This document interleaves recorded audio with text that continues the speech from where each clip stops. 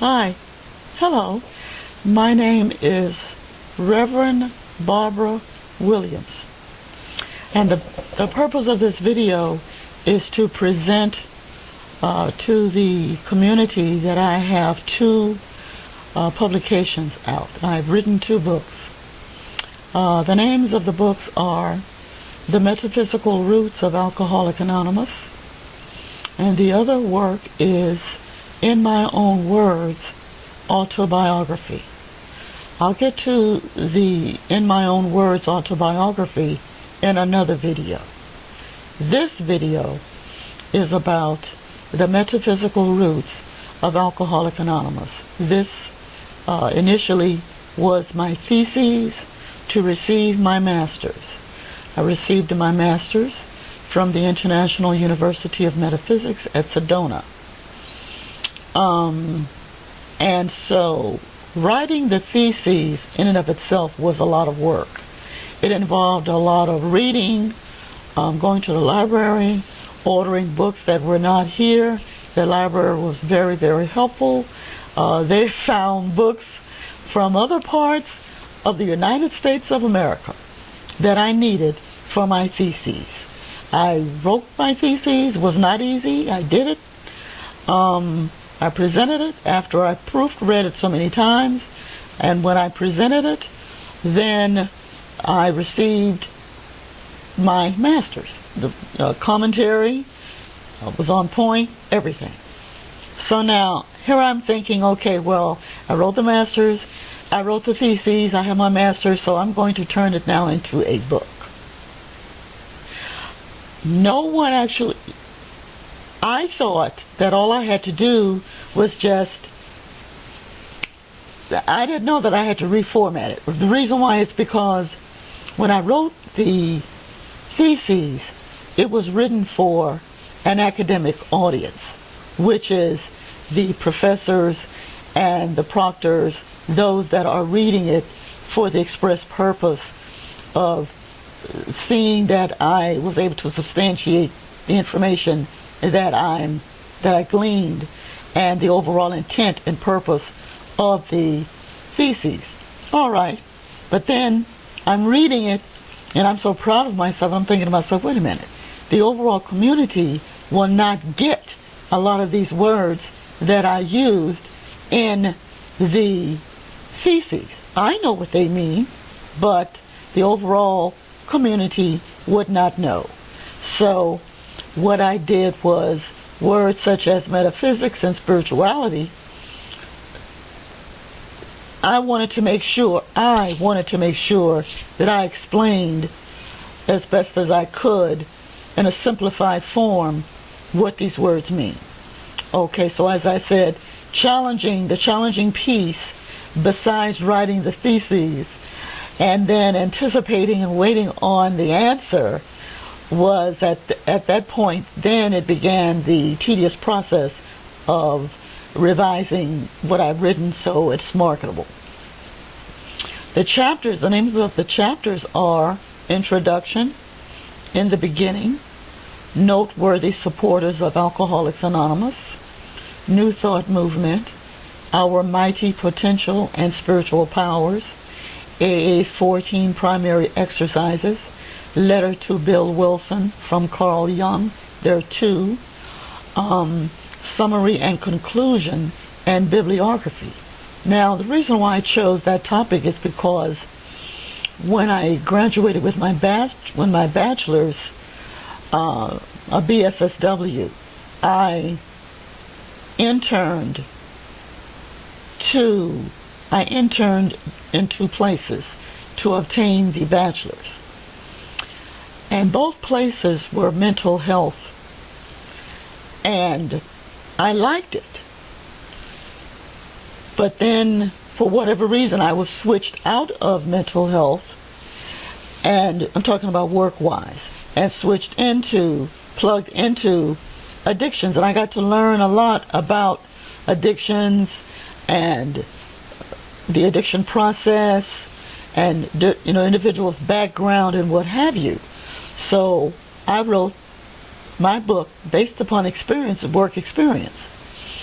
Okay, so What is metaphysics?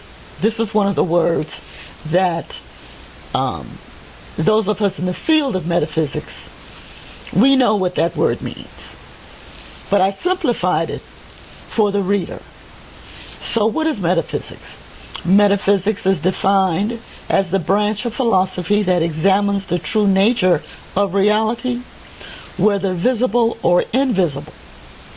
Metaphysics includes the relationship between mind and matter, substance and attribute, fact and value. Basically, metaphysics is the philosophical study of being and knowing. New thought. What is new thought? All right. New thought is a metaphysical movement loosely organized around several key beliefs, of which are spirit is the ultimate reality. Which spirit is the ultimate reality. The true human form is divine. We are divine. Okay?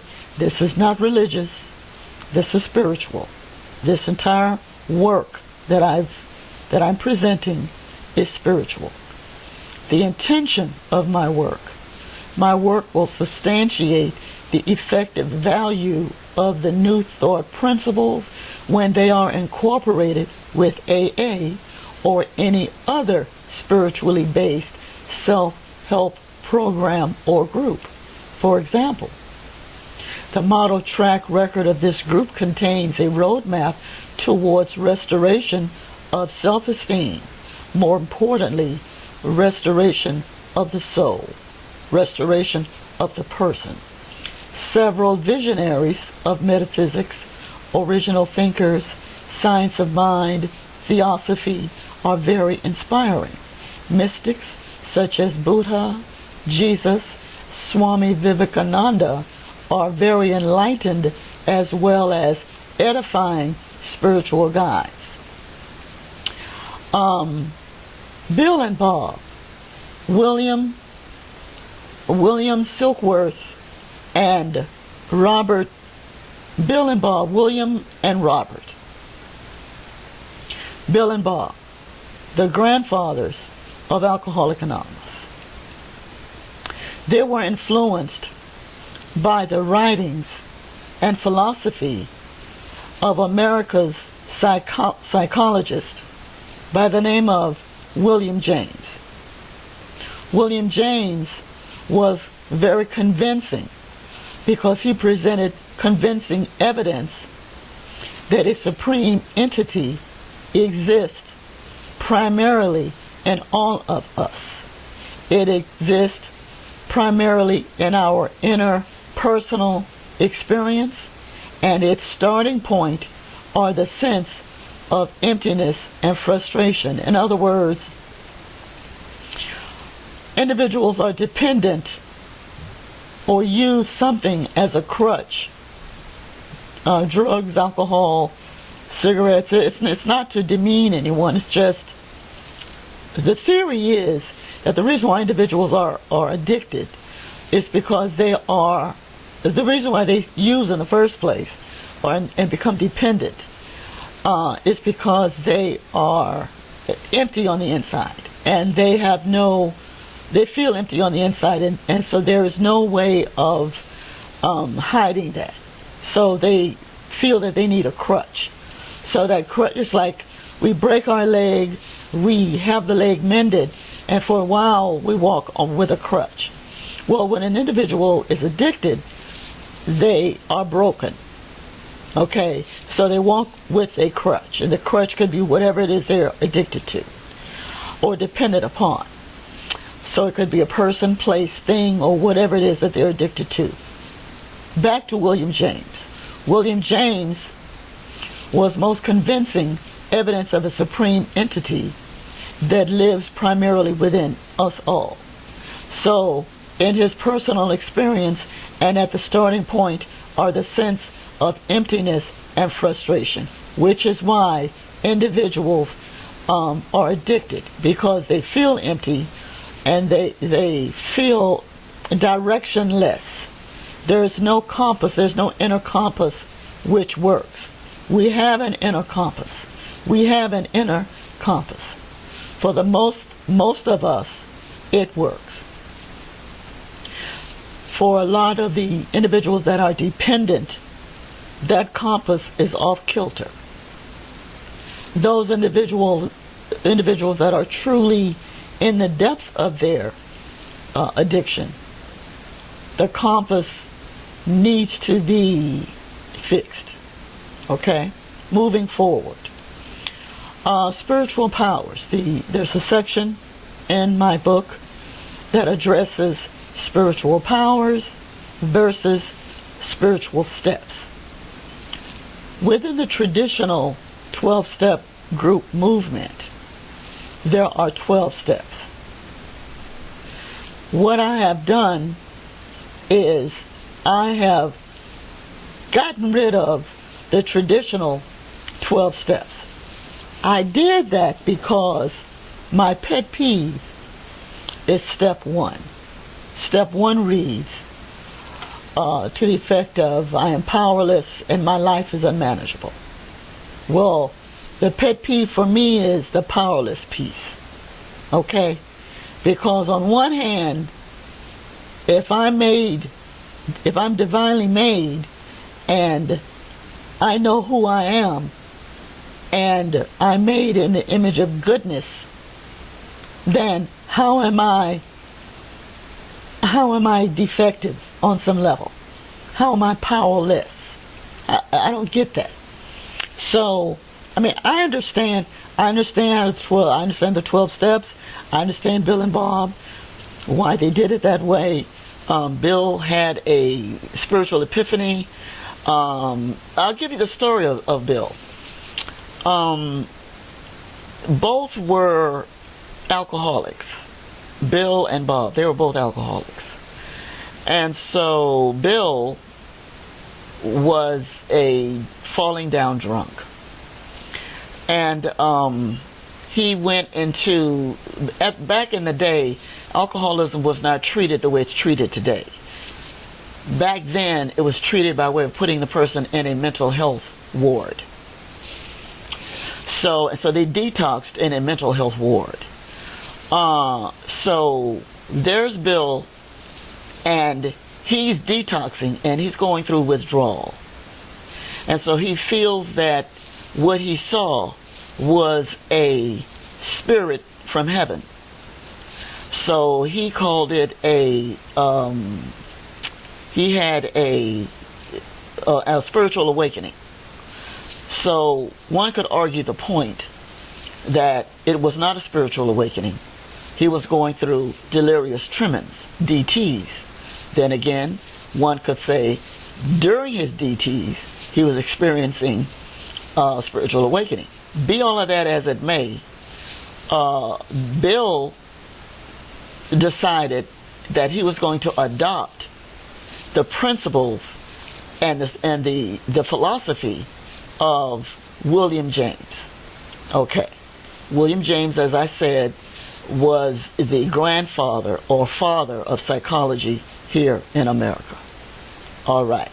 So what I did was I took the spiritual powers, there are 12 of them, and I revised the 12 powers. And I revised the 12 steps. And every step has been revised, and there is an explanation per step which substantiates why I reworded it, along with an affirmation. And as I said, step 1 was my pet peeve. We're not powerless. We are not powerless. Okay. So now that I've written the book, the challenge, well, the growth experience now is getting the word out as that I have accomplished the book. It is written. I have an ISBN number. So now for me, it's getting the book out, getting the word out.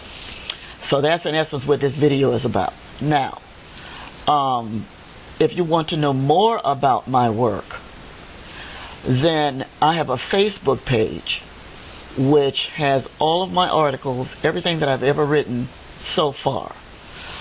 That Facebook page, of course, is facebook.com/NIN my own words.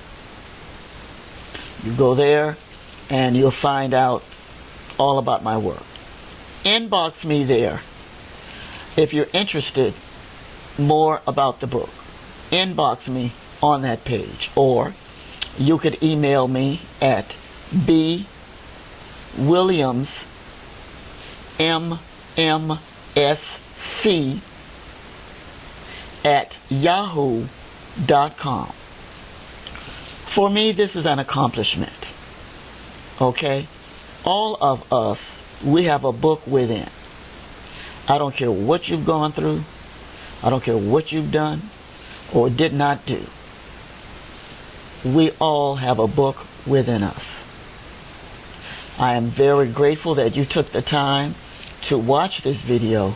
I am very grateful. Peace and blessings.